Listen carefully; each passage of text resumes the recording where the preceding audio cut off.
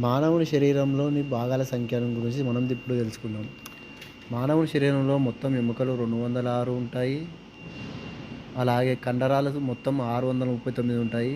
మానవునిలో 2 కిడ్నీల సంఖ్య 2, పాలదంతాల సంఖ్య 20, ప్రక్కటెముకల సంఖ్య 24 అనగా 12 జతలు, గుండె గది సంఖ్య 4, అతిపెద్ద ధమని బృహద్ ధమని, సాధారణ రక్తపోటు 120/80 mmHg, రక్తం యొక్క pH విలువ 7.4, వెన్నుముక కాలంలోని వెన్నుపూసల సంఖ్య 33.